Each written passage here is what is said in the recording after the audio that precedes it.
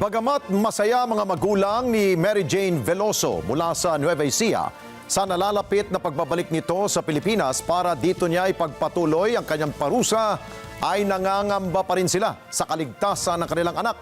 Sa panayam po na inyong lingkod sa Responde sa Radyo Agila, kina Mang Cesar at Aling Celia Veloso, mga magulang po yan ni Mary Jane, sinabi ng mga ito na kung sila ang masusunod ay nais silang sa Indonesia na lamang manatili ang anak dahil tiyak nila ang kaligtasan nito.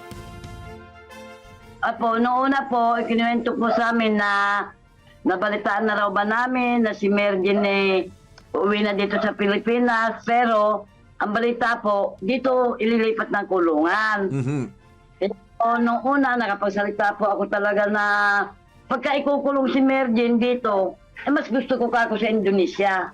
Kaysa dito kasi sa Indonesia, kilala ko ng mga tao, mahal na mahal nila si Mary Jane. Dito kako, international na sindikato ang kalaban, baka kako patayin si Mary Jane.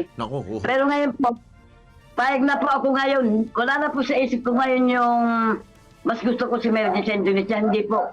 Mas mainam na po yung umuwi na lang po dito.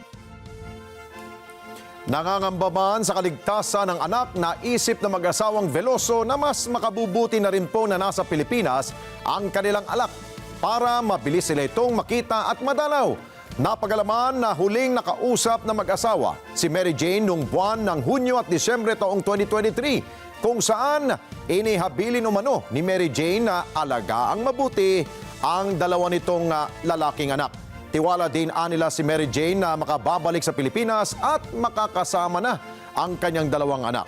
Inamin din na mag-asawa na sobra silang nahirapan sa naging sitwasyon ng kanilang anak at halos wala niya silang matakbuhan. Opo, hirap na hirap po kami at talaga pong mababait naman po mga tao. Nalapitan ko, nahingan ko po ng tulong, mahiraman namin ng sasakyan. Lumapit po kami kung kangi-kangino para lang po pumunta sa DFA. Nangihingi po ako ng tulong para kay Mary Jane. Pero halos 2 taon po ako na lumapit na humingi po ng tulong. Wala pong tumulong sa amin. Kaya para po nawala na kami ng pag-asa mag-asawa, pinagpasa Diyos na nga po namin, bahala ng Panginoon kung anong kwan. Dahil ala po talagang tumulong. Malaki din nila naging epekto na naging sitwasyon ni Mary Jane sa Indonesia sa kanyang dalawang anak dahil nagiging biktima ang mga ito ng pambubuli ng mga kaibigan at mga kaklase. Kaya naman, nang malaman ng balitang babalik na sa Pilipinas ang kanilang ina, abay laking tuwa umano ng mga bata at pasasalubungan nila ang ina ng mahigpit na yakap. Tuwang-tuwa po yung magkapatid. Sa wakas, matitikman na raw po nila na mayroong mama na mag-aalaga nila. Maraming salamat sa inyo pong pagsubaybay sa Mata ng Agila Primetime. Para malaman ang matatag, matapang at matapat na mga balita, i-follow lamang at mag-subscribe sa AtNet25 TV.